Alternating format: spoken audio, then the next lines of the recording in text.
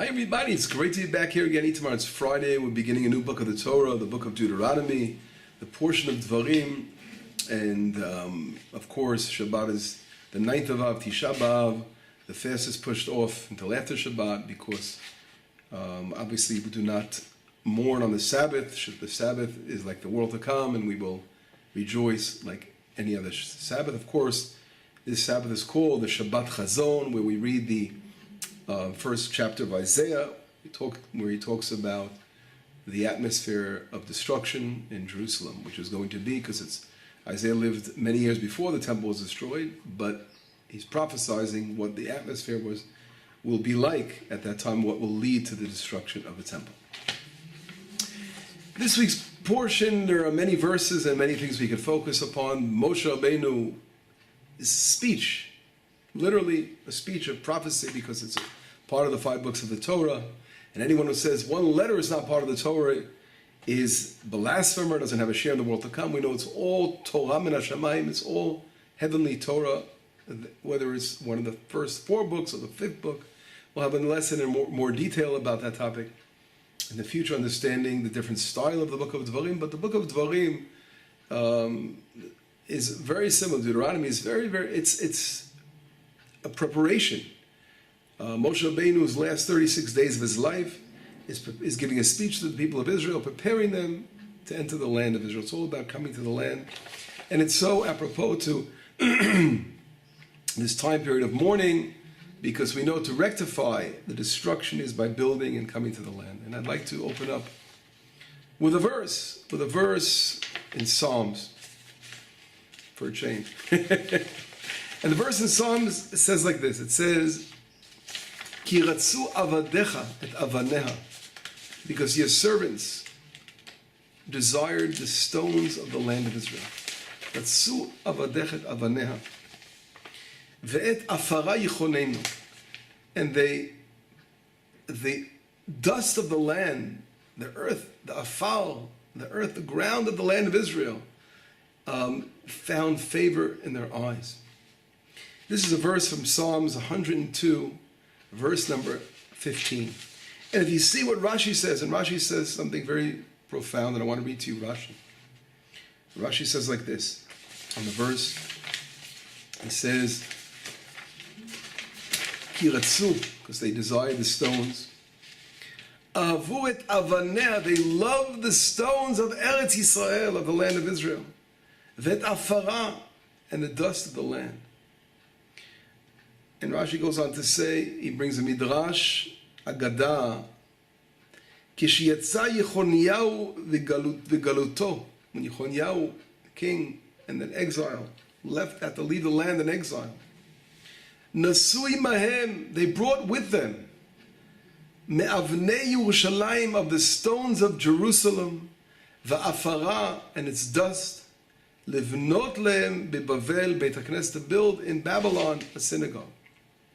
In other words, they wanted something to hold on to, something to remember the land when they were exiled and thrown out of the land. So they brought with them rocks and stones to put it within the wall of the Beit Knesset to remember the land. Unbelievable when you think about that. I'd like to, as an introduction, I'd like to read a midrash. And we know that many midrashim were found in the merit of the Cairo Genizah. The Cairo Genizah is like a hiding place for ancient manuscripts. We know as Jews, the way we preserved these manuscripts is that, according to our law, we're not allowed to throw anything that's holy in the garbage.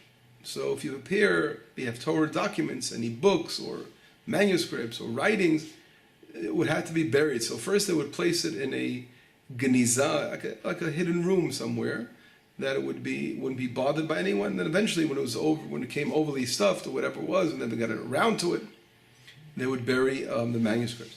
So it's very interesting in Cairo, or Fustat, the ancient city of Cairo, for many years, since going way back to the 800s, there was a synagogue called the Ezra Synagogue, as it's also known to be Maimonides Synagogue. We prayed there. Some people say it's right near the Nile River where Moshe Rabbeinu was actually placed in the Nile. And that synagogue, they had this depository of ancient manuscripts, and it was the 300,000 of them were just sitting there and waiting to be discovered. And in the 1700s, some people mentioned it, but it wasn't allowed. People were afraid to touch it. They were afraid to go there. Only in the around, I think it was 1890s or something like that, maybe 1896. I don't remember the exact year, but it was discovered by two people. Brought some of those manuscripts.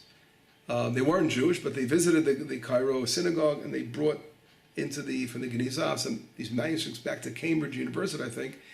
And a professor named Salman Shechter, who was a professor there, who saw them, that they saw, wow, this is important stuff. That's how it really began and opened up this whole discovery. It was like literally discovering the Dead Sea Scrolls, something like that. It opened up, it showed how we are connected as Israel. It gave us our historical connection way back for 1,000 years back in time. And it sort of continued, that whole continuation from the period of our Talmud and all that, and right up through that time period in the 1800s, which was absolutely fascinating. And we were able to discover many books that were just quoted in different sources, but really weren't found in their entirety. Unbelievable discovery. So one of these things that were found there was quoted by Nachmanides, but it wasn't found yet until that discovery. So it was absolutely amazing. Think about that. Not many years ago, right, in the 1800s, late 1800s, to discover things that were quoted from the Middle Ages, the Rambam, who lived in the 1200s. So it's amazing. It just shows what kind of miracle it was. So Hashem opened the doors, the windows for us to discover important manuscripts. So I'd like to quote one of these midrashim that were found there, and it's a Sifri, which is written on the book Midrash on Divarim. Very, very powerful midrash, and it's important for us to read the midrash. It says like this: Maseh Rabbi Elazar ben Shamoa, a story of Rabbi Elazar ben Shamoa, Rabbi Yochanan HaSandlar, and Rabbi Yochanan the shoemaker. שיהיו הולכים לנציבים אצל רבי יהודה בן בתירה ללמוד ממנו תורה. They wanted to go to Nitzivim, which was outside of Israel, to learn Torah. We know Rabbi Yehuda ben Betera set up a school in Rome. This was a time period, this was after the Bar Kokhba rebellion, which was 150 Common Era time. So it wasn't so simple to live in Israel. We know the Romans were in control, and it was after the rebellion. It was a very difficult time to be in the land, so there were Jews that had to leave.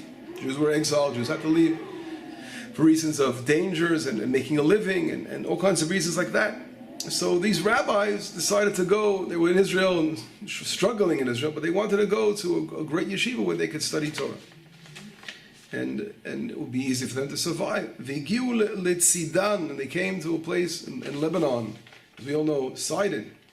V'zachu et Eretz Yisrael, and they that's really where the borders were. And they came to the border of Israel in that area, and they remembered the land of Israel.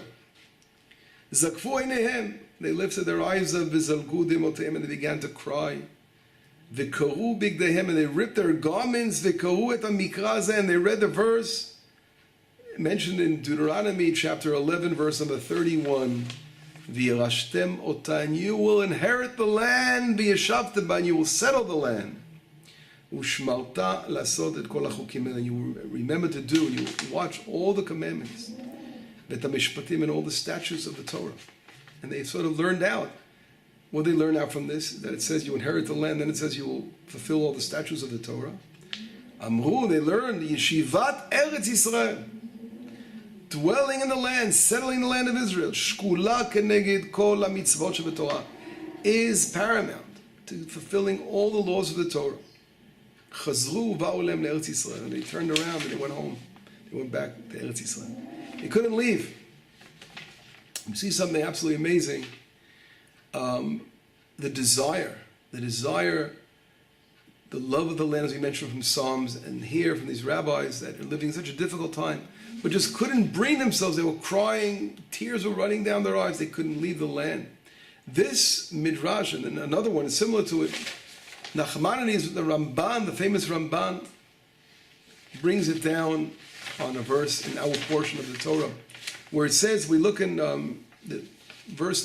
chapter 1, verse number 8, and it says like this: Re'ei natati lifnechem et haaretz. Behold, I've given you the land. Bo reshu et haaretz. Come and inherit the land of Israel. Asher nishba Hashem lavotechem, which God has sworn to your fathers. LaAvraham, LiYitzchak, LiYaakov, to Abraham, Isaac, and Jacob. Letetlem, to give to them, ulizaram achem, to their children after them. On this verse, right away, Nachmanides says like this. He says, Asher nishbati lavotechem, which I swore, to your fathers. The Ramban says, mitzvah lo ye'ud v'avtacha. This is a commandment and not just a promise. In other words, the Nachmanides is saying it's something so powerful. When the words of our verse in this week's portion says, inherit the land, right? Come inherit the land of Israel that I have sworn to your forefathers. Nachmanides is saying it's one of the 613 commandments. Now, what's the difference? The question we have to ask ourselves is, what's the difference if I say living in Israel is fulfilling one of the commandments or not fulfilling one of the, what's the whole deal here? And it's the important thing to understand is that Nachmanides, or the Ramban, is revealing to us that living in the land of Israel is so paramount, it's so important, it's such an intrinsic part of the nature of being good Jews living in the land, that if we are not fulfilling this mitzvah, we're not completing the 613 commandments. We should know, as Jews, the Jewish people, the 613 commandments are vital for our spiritual essence and health. By fulfilling each commandment that we fulfill, we are rectifying one of our spiritual lights within our soul. And when a mitzvah is missing and lacking, we are like we have a blemish. We're actually blemished by that mitzvah not being fulfilled. And by making such a profound statement that this is one of the cardinal 613 commandments, the Ramban is making a statement saying, listen, like, you may ask yourself, what's wrong? Why can't I be a good Jew living outside of Israel? Why can't I live somewhere abroad in Chutz La'aretz in America, a nice one of those nice little towns, a nice rabbi, a pulpit rabbi there with a nice community? What's wrong with that? And having a nice kiddush on Shabbat, having, our holiday celebrating. Why can't we be good Jews there outside of Israel? What's so important about, look at all other religions. All the religions, it's not where you live, it's what you believe in, what you do, what you practice. Right? You could be a good Christian or a good Muslim or any other religion anywhere around the world. You don't have to live in a specific country to fulfill their religion. So in Judaism, the Nachmanides is saying you can't be a good Jew if you're not living in the land of Israel because you're not fulfilling one of the 613 commandments. That's a profound statement. And that, of course, we should learn what distinguishes us from any other religion is that Israel, the nation of Israel, is only healthy and can only reach its goals and its fruition as a nation, and what our aims are to do as a nation is through the land of Israel. We are inseparable.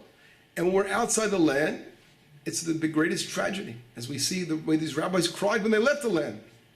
And the way as the verse from Psalms, when the servants want the stones, they were connected to the stones and the dust of the land of Israel. So when they had to leave, they had to bring with them these stones not to forget. We don't realize how intrinsic the land is in our lives and how, as far as our spiritual makeup. And because so many thousands of years, 2,000 years has passed since our destruction, people have begun to forget what the land is all about. They forgot the whole situation. But we have to remind them. And this is what Nachmanides is saying, who lived in the 1200s, and after having his famous debate in Barcelona, he had to literally run away from Spain, but he came to the land of Israel. He wanted to come home. And he came to a place where there was desolation and destruction, and he came here, right here at Tita, because he came to get a Sefer Torah from the city of Shechem over here next to us, and he brought it to Jerusalem, as we all know. Nachmanides not only taught how the fabric of Israel is fulfilling the commandment of coming to the land, but he not only taught how important it is, it's one of the 613 commandments, but he practiced it. He practiced what he preached, although the dangers, the terrible dangers that existed and the difficulty was in the Middle Ages at that time to live in the land of Israel where he came here. As a matter of fact, in 2013, they discovered more writings that the Nachmanides added on to the his explanation, his commentaries on the Torah that he wrote when he was in the land. He wrote, there's no way of comparing Torah in the land to outside the land. Of course, Nachmanides' Torah, anyway, he writes, is in the upper worlds. But anyway, this is a very, very powerful statement by the Ramban, stating this is one of the commandments of the Torah. And if we look, we don't have time to go through the whole thing, and we know the Maimonides, the Rambam, he wrote a book called Sefer Mitzvot, book of commandments, where he states and he lists all the commandments of the Torah. And one of the questions asked is, why doesn't Maimonides list the mitzvah, the commandment of coming and living in the land of Israel, like Maimonides does, as one of the 613 commandments? So there's a lot of ink spilled on that question, and one answer given is it's a general commandment. The Tzitz Eliezer explains that it's a mitzvah klalit, and that's why it's dependent. Many commandments are dependent upon being in the land. Others say that Avnei Nezer, it's included in other commandments. But whatever it is, of course, it was a mitzvah of the Rambam to live in the land of Israel. And anyone who says otherwise is just has the picture, doesn't have the picture right, understanding the Rambam. And I'm not saying there are a minority of opinions that explain that, according to the Rambam, this maybe in our time it's not a mitzvah. But in reality, the vast majority of our poskim, our teachers, our rabbis, have ruled that it's a mitzvah, of course, to live in Israel, and we know. And I'd like to read to you, just to show you what Maimonides thinks of the land of Israel. Okay, so I'm going to read some of his powerful words, and you tell me if he doesn't think it's a mitzvah after hearing these words. Maimonides says, in the Laws of Kings, he says like this. He says, as a matter of fact, he brings down also in other portions, but we're going to mention for now the Laws of Kings, but he has other areas where it's very, very clear that, according to Maimonides as well, it's a law. It's one of the 613 commandments to live in Israel. And he says like this. He says, Gedolei HaChachamim, this is in the Laws of Kings, chapter 5, law number 10. Gedolei HaChachamim, our great sages and rabbis. Hayu menashkim al tchumei Eretz Yisrael, they would kiss the borders of the land of Israel. Umenashkim avanei, they would kiss the stones of the land of Israel. Umitgalgalim al afara, and they were spinning in its earth. V'cheinu omer, and he brings the verse I mentioned in Psalms, Ki ratzu avadech et avaneh vet afara yichonenu. He brings that verse that your servants desired the rocks, the stones of Israel, and the dust of the land of Israel. He goes on to say in law number 11, right here following this law, Amu chachamim, our rabbis taught us, Kol lashochein be'eretz Yisrael, anyone who lives in the land of Israel, avonotav mechulin, his sins are totally forgiven. Shneimar uval yomar shachein chaliti. He's quoting a verse from Isaiah. A person shouldn't say, who lives in Israel, in Jerusalem, Chaliti, ha'ama yoshev ba, nasu avon. In other words, he shouldn't blame himself that because he's in the land and he became ill because of the nation of Israel, he can perhaps pay for the sins, whatever it is. But in reality, different ways of explaining the verse, but the simple understanding of Isaiah here is, a person shouldn't complain that he's sick because he is in the land and people are sinning and they'll be exiled. He should realize when he's in the land of Israel, nasu avon, God forgives everything. So as long as you're in the land, Hashem will forgive your sins. It's like an automatic. It's like a place of rectification, an automatic rectification. Just being in the land of Israel, you are in another sphere completely, another realm completely. But whatever it is, a powerful statement that Maimonides is quoting, a powerful verse in Isaiah, and he goes on to say, "Afilu halach arba amot." A person only went 4 cubits in the land. Zochet l'chayei olam haba. He merits in the world to come. And someone who's buried in the land of Israel, that will cleanse him from his sins. It's actually the place that he's buried is like a mizbach kapara, like an altar which atones for him. as it says, and the land will atone for the nation. But for anutum, and he says, and regarding punishment, it says, al adamat me'at tamut, you will die on a foreign land. This is a verse, I think, if I recall, from Amos, where it's showing that if a person is part of the punishment, is saying that a person is going to die on adamat me'ah, on foreign land, foreign soil, which means dying on foreign soil, not in the land of Israel, is a punishment. And he goes on to say, you can't compare for someone who comes to the land absorbs that person, he makes aliyah when he's alive, to someone who, after he passes away, is buried here. He goes, nevertheless, our great rabbis would bury their dead in the land of Israel, although it's not the same level, but for sure they wanted to at least do something, and they would bring, and we see, of course, he says, learn from Jacob and Joseph, that actually sent their bodies to be buried in the land of Israel, or the bones to be buried in the land of Israel, because of the ma'alah, the great level it is to bury someone, although it's better to be here when you're alive, not when you're dead, but it's better than nothing, put it that way. To this very day, we know people have that custom, at least to be buried in the land of Israel. So we see from these sources, and the goes on, I'm going to mention another source, how Maimonides relates to the land of Israel. So no one should come along and try to say, people think they are very knowledgeable of Torah, trying to quote sources. Okay, Nachmanides, it's a mitzvah, but according to the Maimonides, it's not a mitzvah. That's an excuse to try to not come to the land, and it's not true. And the Ramban, as I'm reading another one, another boomba of Maimonides, and he says like this, Le'olam yadu adam be'eretz Yisrael, a person forever should dwell in the land of Israel. So you want to tell me it's not a commandment? Forever you should live in the land of Israel. Afilu be'ir sheruba akum, even in a city which is a majority of Gentiles.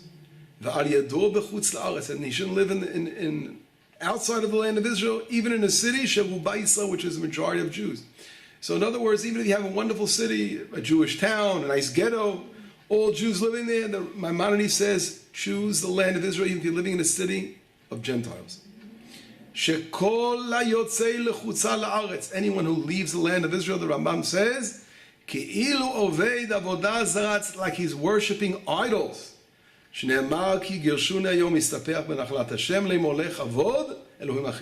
bringing a verse from King David. He says, if you chase me away from my inheritance of the land of Israel, he's telling me to worship idols, because I'm not going to be in the land of Israel, then I'm like worshiping idols. King David says it. So the Rambam over here brings down, and he says right out how important it is to dwell in the land of Israel, even in the most difficult conditions, as we see.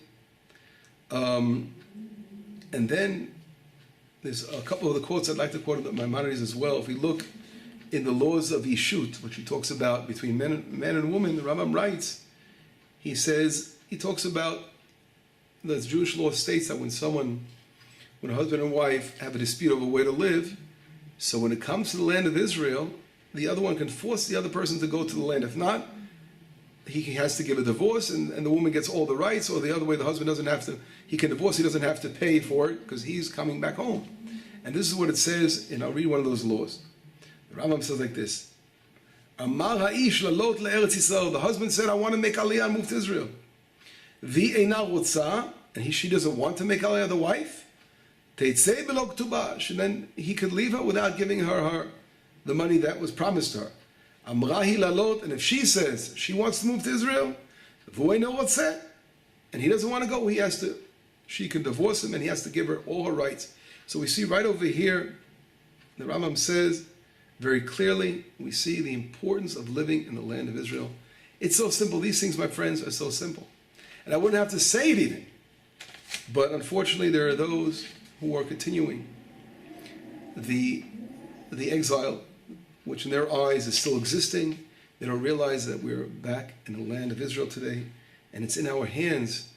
And what our forefathers cried and they bled to come back to the land, we have an opportunity today to fulfill this. It's a disgrace in Hashem's name for not coming home. And if we go on, I want to read to you a poem that was written by a famous rabbi, and I'll mention his name, and you probably get it when I start reading. It's a famous poem. It was written in the Middle Ages, and he writes like this: "Libi b'mizrach, my heart is in the east." And he lived in Spain. My heart is in the east, he was saying. Because from Spain to Israel, right, is the east. That's where everyone faces when they're outside of Israel. From the west, they face to the east, the land of Israel. Vanochi b'sof marav, and I'm all the way on the western side, the end of the west over there. And he was talking about being in Spain. Ech et ama et asher ochel. He goes, how can I actually taste my food? How can I taste my food? Ve'ech ye'erav, how can it be sweet in my mouth when I'm eating if I'm at home in the land of Israel? Echa ashalem nidarai vesarai, how can I pay my oaths? He's referring to this, coming to the temple and bringing offerings. Ba'od Sion behevel Edom, why Zion is in the hands of the Edomites. Vani bechevel arav, and I'm bound up in the west. Yekal be'enai azov, he goes, it would be so much easier in my eyes to leave Kol Tuv Sfarad, all the greatness of Spain. That was like, the Jews were living in Spain at that time. Not that it was so simple, but it was a great, much greater than the opportunities that were existed for a normal, comfortable life at that time in Israel. And he goes, Yakel be'enai, it will be easy for me in my eyes to leave Spain.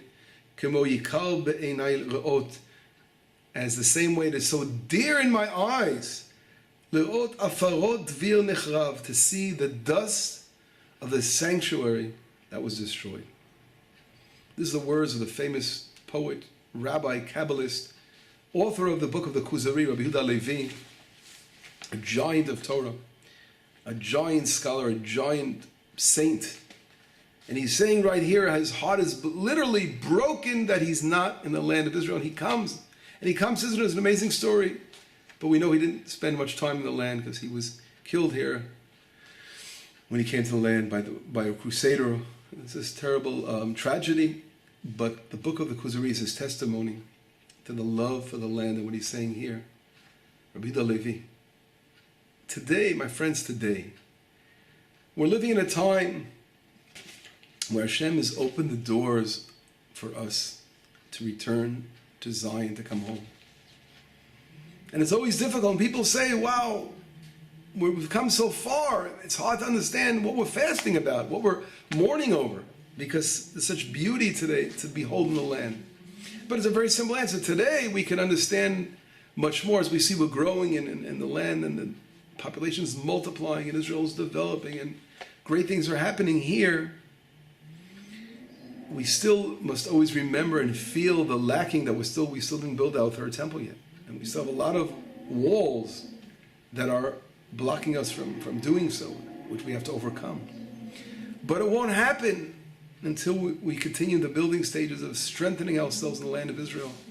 And it is so amazing to live in such a special time. How can anyone who is a generation of the 6-Day War, a generation of miracles that we've seen from the 6-Day War and onward, although we had some setbacks, to live in a time where a person can get on a plane, a metal box in the sky, and within hours could be home.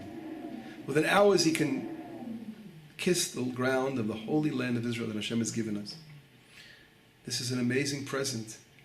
And we cannot, God forbid, show a lack of gratitude to the Creator of the universe who has done so much for us in our time.